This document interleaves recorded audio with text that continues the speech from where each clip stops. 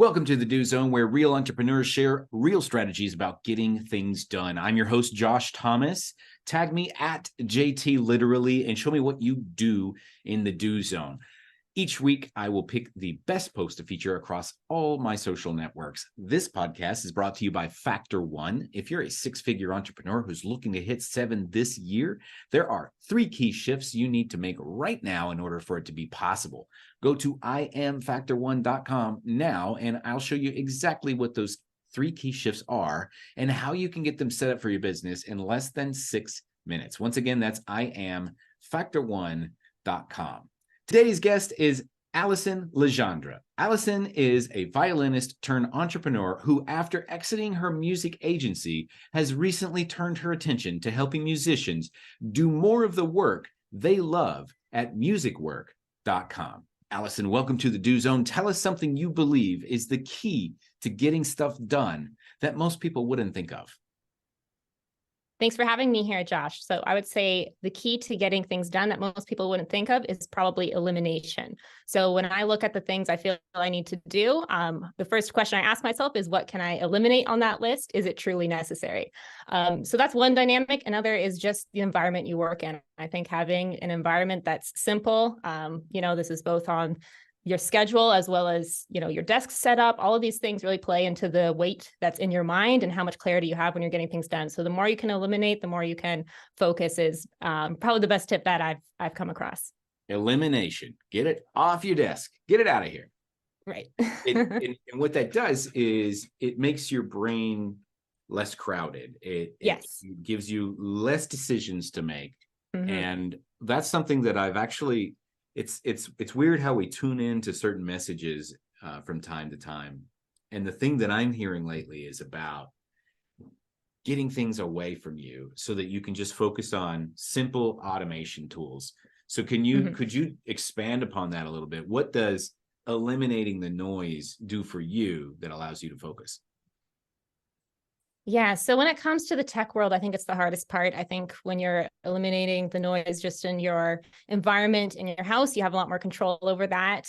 So I try to be quite intentional when it comes to the tech world and what I'm allowing in. So basically, to get a little technical, I'll just share what I've found to be a good system for me. And I know everyone has their own system, but just time blocking things out in Google Calendar and just like having that as the, very minimal bookmarks that I have. And I just open that bookmark and I connect it to my Trello board so that I have my tasks synced to Trello through this add-on or power up called, I think it's Chronify or something like that.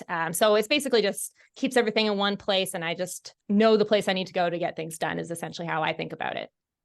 Yeah, it makes a lot of sense. And the other thing that has stood out to me about elimination is our brains are not wired, contrary to popular belief, our brains are not wired for multitasking, for instance. It actually leads to anxiety and could potentially lead to brain damage, some science has shown. But when you eliminate complexity, it allows you to get really good at the thing that's in front of you. A lot of times, if we're not performing at a high level, it's not because we can't do it. It's because we have too many other things we're trying to do at the same time. And I'm curious if you can expand upon this, because I know that you're a musician. You may or may not know this, but I actually have a degree in music. I was a musician as well. No way. Very cool. And so our brains are probably wired in the same way. And so could you make a reference or an application to how focusing in on just one thing as a musician helped you perform at a higher level? Absolutely. So this is everything when it comes to learning an instrument. So my primary instrument is playing violin, and you have to think about things in layers as you're learning anything new.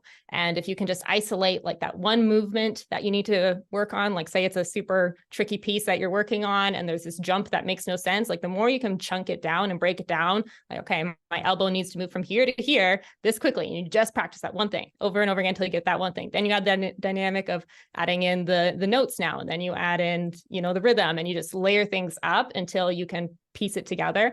And I think that analogy is so useful for everything. Like if something is overwhelming, how do you chunk it down into the most simple thing that you can address and then take it from there. I'll never forget. I am eternally grateful to my mother and my aunt, because when I was in sixth grade, my mom couldn't afford a saxophone, which is what I wanted to play. But she could afford $10 for a pair of drumsticks. And so I had my drumsticks and I had my little practice pad, which was like, so she's like $20 into this thing. She's like, all right, if he gets bored and quits, then, you know, whatever. And so I'm sitting there and we had a test coming up, and there was like this certain kind of rhythmic pattern that I had to do, and I couldn't do it. I just could. I can't. Throwing my sticks. And I remember to this day, my mom and my aunt right there, like the pads on my bed, and it's just too hard. It's not possible. And I'm sitting there and you're like, no, you're gonna figure it out. Just do one thing at a time. Just get rid of all the complexity. Do one thing at a time. And I sat there and I figured it out. And I went back into the class. My band teacher's name was Larry Looney. I'm not making that up. Mr. Looney, rest in peace. Larry Looney said to me, and you know, I played all of the patterns and everything, and he looked at me and he gave me a huge high five and he said, that's how it's done. And from there I was hooked, and I ended up creating an entire career in music because my mom helped me eliminate and isolate so that I could start focusing on one thing at a time. And so gosh, everything that you're saying makes so much sense. Absolutely. Yeah, no, it's crazy how much learning an instrument can just be an analogy for so many things. And so useful in entrepreneurship for sure, to have those skills in your tool belts, like the same way you tackle problems in music. I apply a lot of that same philosophy to how I do business as well. Well, we could probably geek out for the next 2 hours on music stuff, but then we would lose our entire audience. So let's not go there. Yeah. And I would, you know, maybe we'll have a special extra session about like geeking out over music stuff. Right. I think that's going to happen. But I want to talk about something that you mentioned earlier before we hit the record button, that you're kind of antisocial, but you're creating a community, and you're kind of an introvert, but you need to be a leader. And I'm going to venture a guess that a lot of people who listen to my podcast are in the same position as you are, but maybe they're not willing to admit it. I personally am an introvert. I realized a long time ago that I can still be an introvert and I can still be a leader, but gosh, it's hard. And so could you talk to me a little bit about how do you find ways to lead, even though you're not really wired that way? Yeah, so this has been a hard lesson for me. And obviously, I'm still learning and have so much to learn. Basically, when it comes to how my business works, when it comes to the music agency side of things, I have people who are really good, who take care of a lot of the details. But it didn't start out that way. It started out with me doing everything and thinking, like a lot of entrepreneurs, that I was the only one who could do everything right. But that was a belief that was really holding me back for a long time. So I realized that the more I got people involved, the more fun it became. But it had to be done the right way. It had to be done by setting the right expectations, and really what changed and made it go from not working to working was just realizing that I need to be making the people I work with, their lives as easy as possible. And that made me more comfortable in the position of leading, because I realized that my job is just to make everyone else's job as easy as possible. So how can I think about the systems? How can I think about serving them? How can I think about being as clear as possible? And when I thought about it that way and really started acting on it that way, everything changed, and they really loved being in the positions that I made for them. And that gave me a lot of satisfaction, seeing that they are, you know, feeling fulfilled with something that I was able to help create for them. So that was satisfying itself. And it helped me become more comfortable, I'd say, in the position of leading when I think about it in that way. So kind of really building that structure and empowering other people is part of the key. Yeah, absolutely. Yeah. Yeah. That makes a lot of sense. And so, it's something that, you know, me personally, I've always been that, you know, the wallflower, where like, please don't look at me, don't pay too much attention, I don't want to, you know, and to a certain extent, you really do have to come off of the wall and be seen, even as an introvert. But there's like a balance, because it's like it can get overwhelming quickly. And since we're talking about the introvert thing, one thing that I think is worth sharing is because an introvert is not necessarily somebody who's shy. An introvert is somebody who draws their energy from within. An extrovert is someone who draws their energy from other people. And so if once we start understanding that difference, we realize it's not inhibiting me socially.